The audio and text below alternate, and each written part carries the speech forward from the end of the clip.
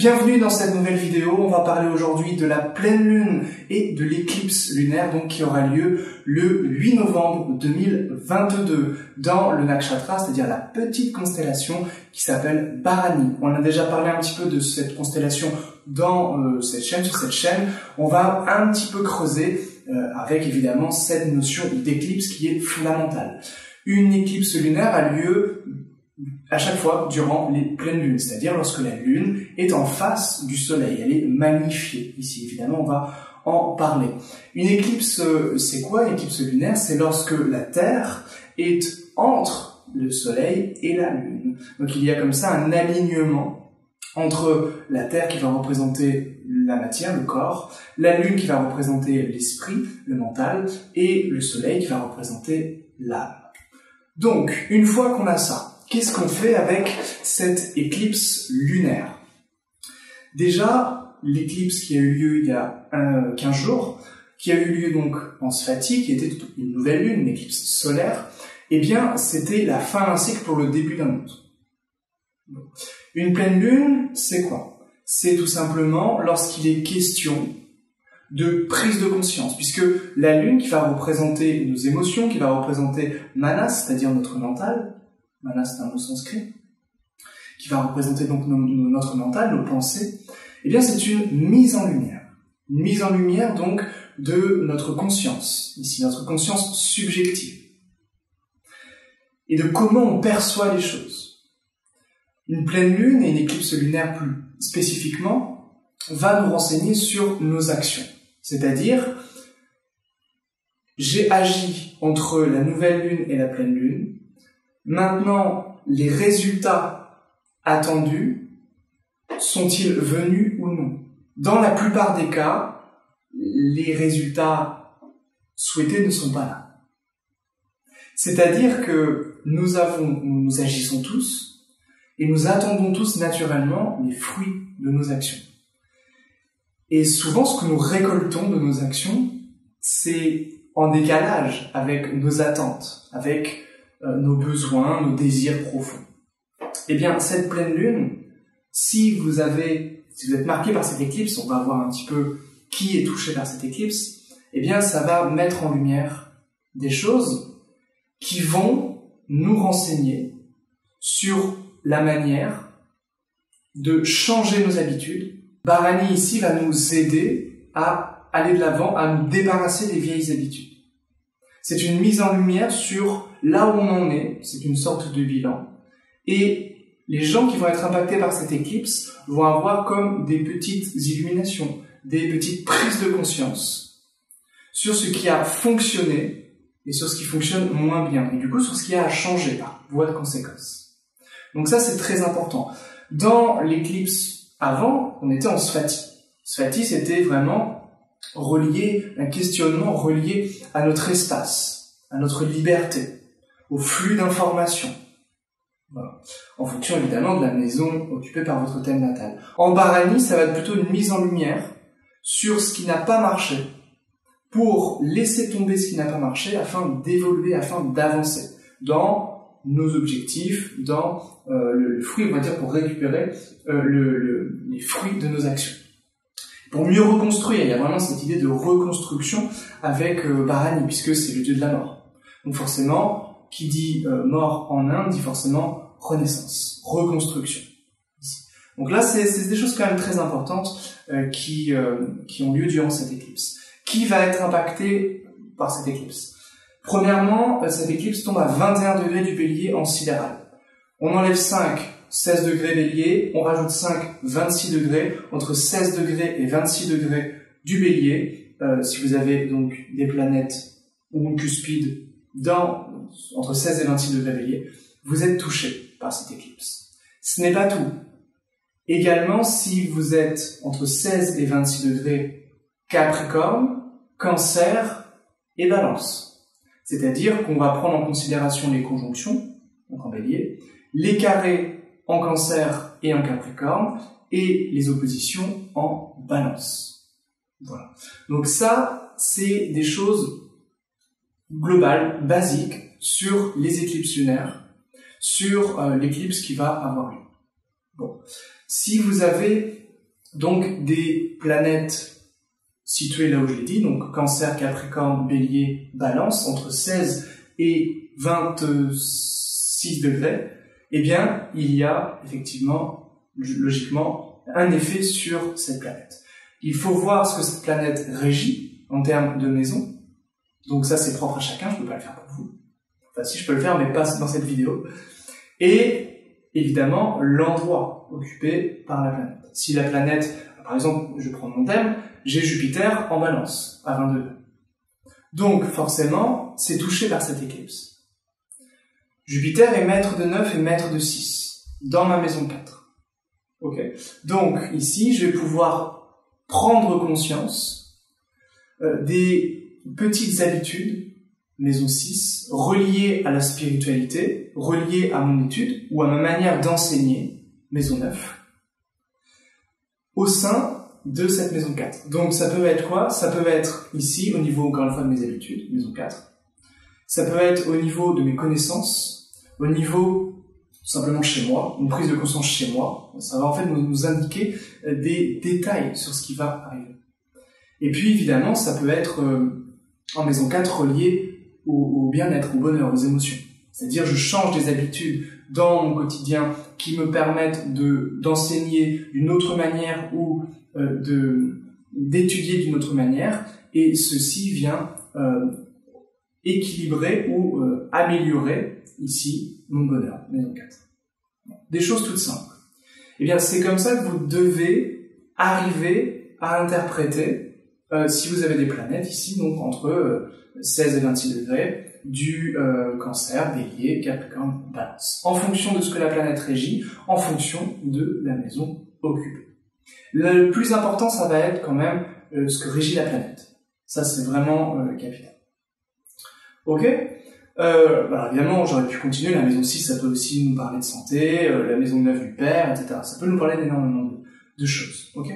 Donc ça, c'est vraiment important. Ces planètes-là vont être touchées par l'éclipse. Les effets d'une éclipse, c'est un mois après, un mois avant. Donc l'éclipse a lieu le 8 novembre, donc ça a peut-être déjà commencé le 8 octobre et ça finira environ le 8 décembre. L'idée souvent c'est que lorsqu'on a une éclipse, à partir du moment où une planète importante dans votre thème, souvent la planète qui régit la période ou la sous-période, transite le point d'éclipse, c'est à partir de ce moment-là que soit l'événement surgit, soit la prise de conscience arrive. Voilà, ça c'est une petite technique cadeau que je vous donne. Les plus curieux et les plus avancés n'auront pas de mal à retrouver ça avec leur propre thème. Ensuite, on va parler un petit peu de Bharani Nakshatra, puisque évidemment, cette constellation est importante en Inde. C'est la constellation de Yamaraja. Yamaraja, Yama, c'est le dieu de la mort, Raja, c'est le roi. Donc, le roi de la mort, celui qui trône, ici, c'est un petit peu Hadès, si vous voulez, en Inde.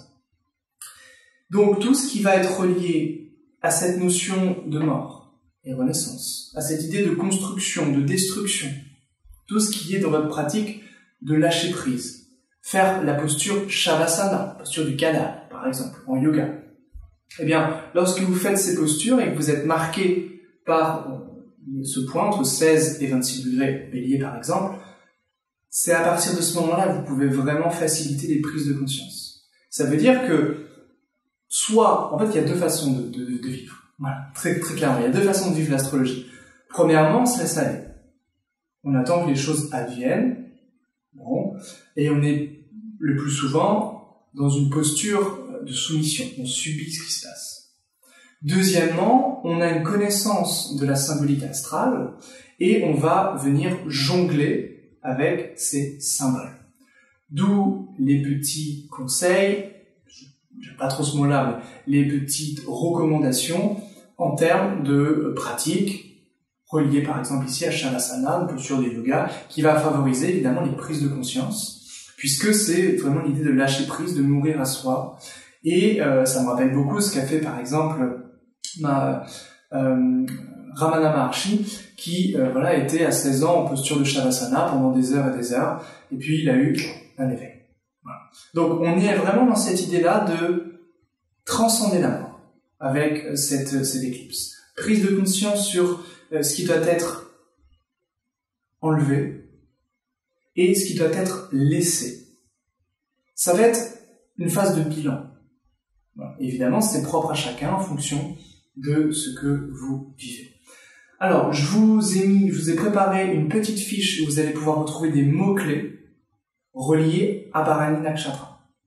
Et évidemment, vous pouvez de temps à autre, entre donc le 8 octobre et le 8 décembre, relire ces mots-clés et puis essayer de méditer dessus. Ça peut être très intéressant pour accompagner un petit peu ces énergies qui peuvent être fortes au niveau des éclipses. Ok ? Alors quelques mots quand même sur Bharani Nakshatra. Il y a vraiment, en plus c'est en bélier balance, c'est-à-dire que Bharani est une constellation située au cœur du bélier et son maître c'est Vénus. Chaque nakshatra, chaque constellation a un maître. Ici c'est Vénus. Vénus va occuper son propre signe, la balance. Donc c'est vraiment un dialogue qui s'opère entre bélier et balance, autant parce que l'éclipse tombe en bélier balance, autant parce que ici donc la constellation est en bélier et le maître est en balance. Donc c'est vraiment l'idée de faire dialoguer en nous cette idée de modestie et d'arrogance, d'humilité et de prétention. Ça va nous renseigner sur nos propres choix, encore une fois, et ici on est vraiment maître de nos propres choix en bélier. Et ça va donc être vraiment une prise de conscience sur les choix qui vont nous permettre d'avancer. Et ici, l'idée de choix demande nécessairement de renoncer à quelque chose. Choisir, c'est renoncer. Et c'est vraiment cette idée-là. Évidemment, choisir, c'est avancer. Mais on est dans cette symbolique qui, pour avancer, pour faire nos propres choix, on va devoir décider. C'est-à-dire créer à gauche, détruire à droite. Si on ne peut pas prendre les deux. Voilà. C'est vraiment ici le moment de faire un choix au niveau de cette éclipse. Peut-être qu'il peut y avoir une idée de sacrifice, un petit peu. Aussi, il y a beaucoup de planètes en balance. Le Soleil, Mercure, Vénus, le nœud sud évidemment qui est tout. Donc, c'est aussi cette idée, vous souvenez-vous de l'éclipse qu'il y a eu il y a 2 semaines en Swati, je vous renvoie à la vidéo qui est ici, pour retrouver les informations, c'est toujours d'actualité, cette éclipse. Alors, ça va être en fin ici, mais il y a toujours ici le passage de l'une à l'autre, au niveau des grandes énergies reliées à l'éclipse. Donc, cette idée d'espace, de liberté et de choix vont ici s'entremêler tout naturellement. Donc ça, c'est vraiment les énergies très globales de cette éclipse. Maintenant, où est Saturne ? Saturne est en carré à la Lune. Saturne va être en Capricorne en astrologie sidérale, et ce Saturne, malheureusement, il est en carré, donc c'est pas un bon aspect, c'est un aspect de tension sur l'éclipse. Tout va dépendre de ce que régit Saturne dans votre thème. Et où est placé Saturne dans votre thème. C'est-à-dire, quelle est la maison du Capricorne pour vous. Si je prends un exemple, l'ascendant Cancer, eh bien, cette éclipse va tomber dans sa maison 10, en bélier, donc au niveau de la carrière. La tension aura lieu avec Saturne, qui, lui, nous renseigne sur un changement au niveau des relations. Donc ici, il peut y avoir des tensions au travail, des tensions avec des clients, il peut y avoir des tensions avec son conjoint ou sa conjointe, etc. Tout va dépendre de ce que régit Saturne au sein du thème. Pour un ascendant Lion, par exemple, alors là, l'important, c'est vraiment l'ascendant pour le coup. Pour un ascendant Lion, par exemple, ça peut nous parler d'un ralentissement au niveau des projets, au niveau du quotidien, de ce qu'on veut vraiment faire. Les relations peuvent être un petit peu perturbées, et les relations même peuvent freiner, ici, nos projets au quotidien. On peut se retrouver un petit peu à être au service des autres, sans forcément le vouloir pleinement. Voilà, ça peut être ce genre de symbolisme ici.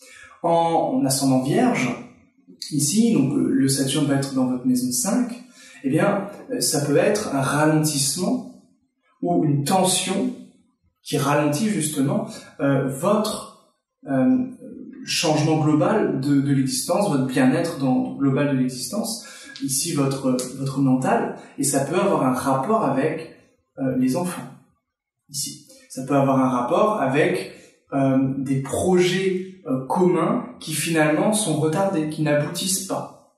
Voilà, pour les Vierges. Pour ascendant Gémeaux, le Saturne, donc là je fais un peu de tête, le Saturne va être dans votre maison 8, en Capricorne. Et donc la tension ici va pouvoir être des pensées un petit peu dépressives, un peu déprimantes. Ça peut être donc relié à votre santé mentale, à votre psyché, à votre psychologie. Mais ça peut très bien être aussi des questionnements relatifs à une sécurité matérielle, une sécurité familiale notamment. Ou des bouleversements qui retardent, des changements qui retardent ici vos projets, notamment des projets de groupe. Voilà. Tout va dépendre évidemment si vous êtes touché par l'éclipse encore une fois. Pour les ascendants Capricorne, Saturne est dans votre maison 1 ici. Donc là, ça peut être votre santé qui perturbe votre bien-être ou qui perturbe le bien-être du foyer. Ça peut être l'idée que vous mettez du temps à vous décider, à prendre à faire des choix ici. Donc, pour vous Capricorne, là c'est d'autant plus puissant parce que vous avez Saturne ici chez vous, ça va être vraiment le moment important si vous êtes touché effectivement par cette éclipse pour dégager ce qui est superflu. Pour les Verseaux, Saturne ici, ça peut être des pertes qui viennent freiner par exemple des déplacements, qui viennent freiner votre volonté.